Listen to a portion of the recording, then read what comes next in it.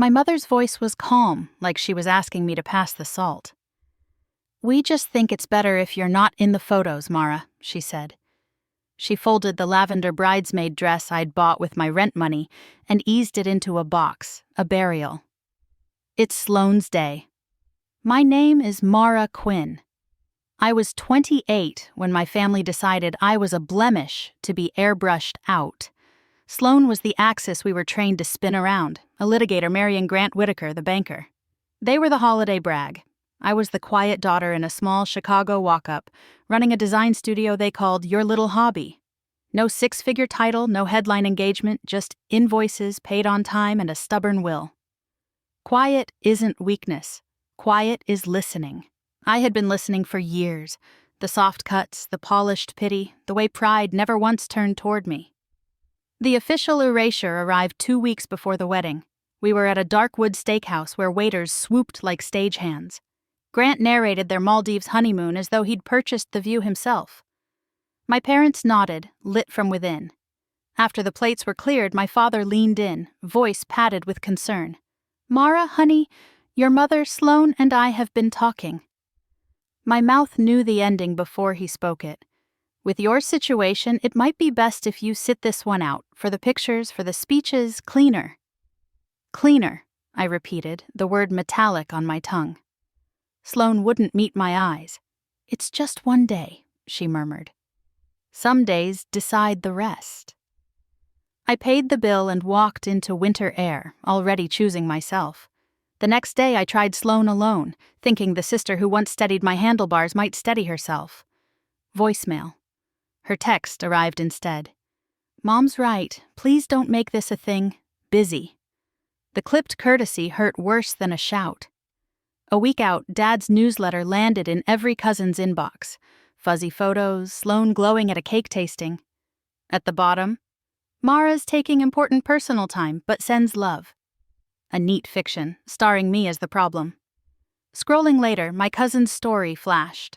A sun-bright living room, everyone hauling boxes, laughter like confetti.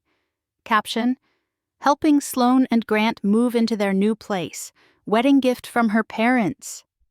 A house. They hadn't told me.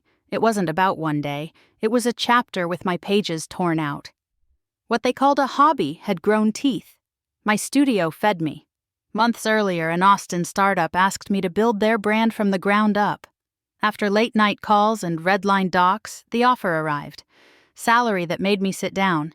Equity that made me breathe deeper. It meant moving. While they rehearsed vows, I rehearsed goodbye. I signed a lease in Austin. Boxes multiplied. Tapes sang. My best friend Tessa, already in Texas, FaceTimed from coffee shops and trailheads. "Let them curate their perfect picture," she said. "We'll order breakfast tacos the second you land." Her certainty warmed what my family had iced over. 3 days before the wedding, a basket appeared, lavender bath bombs, a chirpy note, "We'll save you a piece of cake." I dropped the whole performance into the dumpster. The night before the ceremony, a moving truck idled below my window, diesel like thunder. My phone chimed. Dad's voicemail. Tomorrow their perfection, tomorrow my departure. The wedding day woke clear and blue.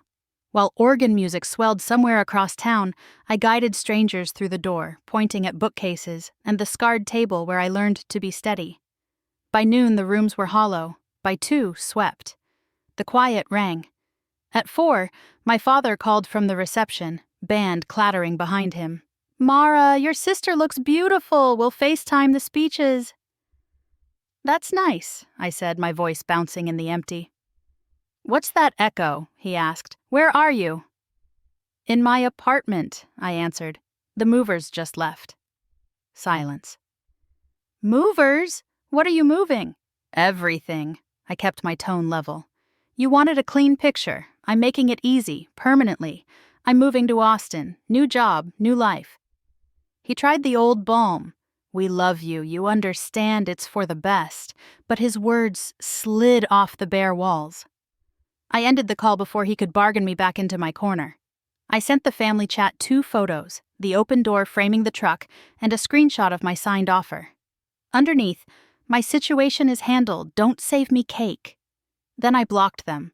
Mom, Dad, Sloan, the aunts who liked every post but never saw me. On the curb, I breathed. Diesel hung in the air. Freedom smelled like cardboard and cold. It also smelled like my own say. I drove south. Tessa kept a list: keys, tacos, a sunrise hike, while the skyline thinned in the rear view. My phone shook with unknown numbers. I let them fall away like confetti after a parade. Past Joliet, the light went long. I wasn't erased. I had turned the page and written my name in ink.